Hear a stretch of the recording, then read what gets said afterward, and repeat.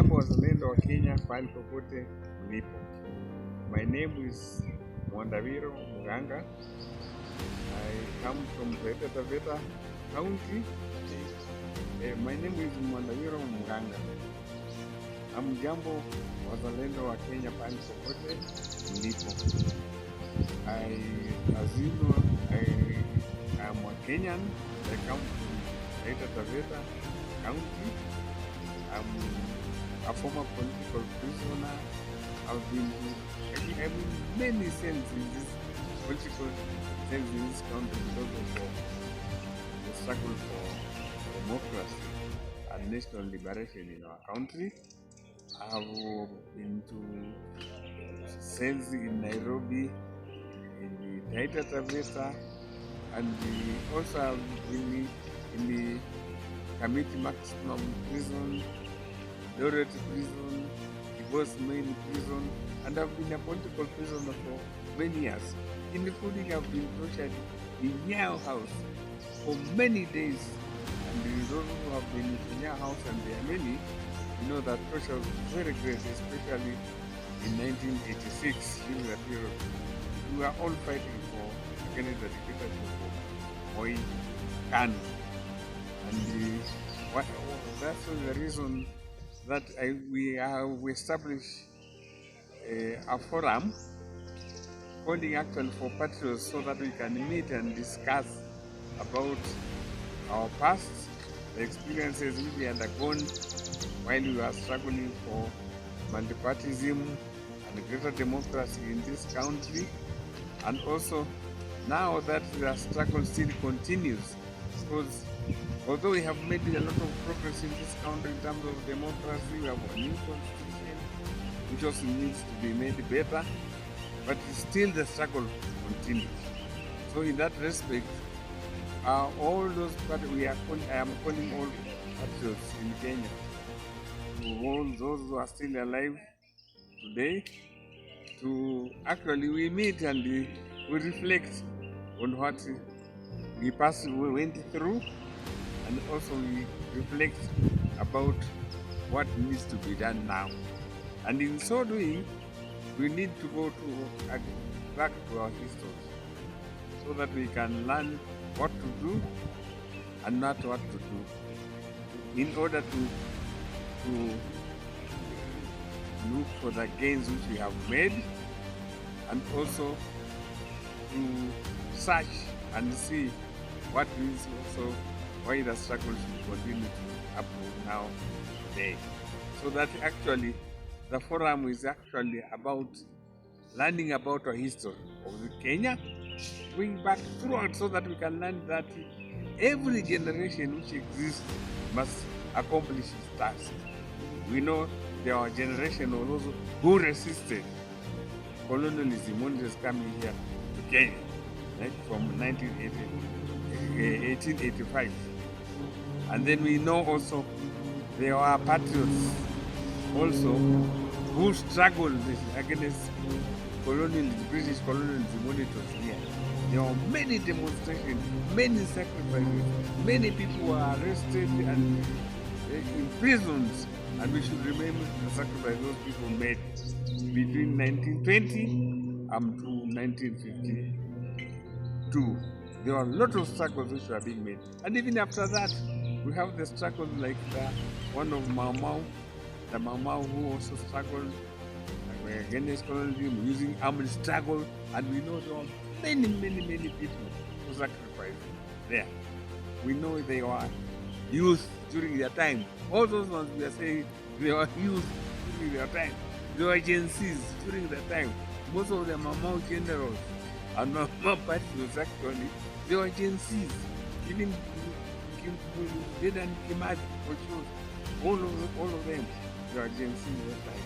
And they struggled and accomplished their tasks. And we know even after so-called independence, when it came in 1963, during the Kenyatta dictatorship, that time, they were also patriots. Many also sacrificed a lot. They were struggling, resisting the regime of Jomo Kenyatta, which was pushing us again the country back to colonial days, neo-colonialism, and even the capitalist system, ravaged capitalist system, and grabbing, corruption, tribalism, it was resisted by Kenya during that time. And then, of course, we know, even after Kenyatta had gone, when Dictator Moi and the KANU one-party system took over, still Kenyans went on fighting. 1980s, that's where we entered our generation. We were Gen Zs that time, from the University of Nairobi. I was outside the university that time. We were also Gen Zs that time fighting. And we know now there are Gen Zs also joining other Kenyans existing here to be in the forefront of the struggle of Kenya. And I congratulate all members of the Gen Zs who are there. The most important message to Kenyan Gen Zs, especially this period, even now when we are seeing a election 2027 coming, is that we should always learn about our history in Kenya, so that we know that this time we are Gen Zs, but they were Gen Zs before, and those Gen Zs now also we learn from each other. Those who luckily are still alive shall continue interacting and learning from one another, and more particularly we go to our history of Kenya and even world history, so that we can learn what different generations have done to make the country and Africa and the world better than it is today. So our interaction now, as we are looking, searching for solutions for what to do against the challenges we are having today, where we want to get our country more democratic, where we are fighting against those people who want to turn Kenya to the dark past of dictatorship. We still have to learn from each other and also from our history. And all generations, we have to interact together so that we do not repeat history. People learn history in order to understand that there were people before them and they did some things right and some things they did wrong, and then to learn what to do and what not to do, and also to get courage, not discourage.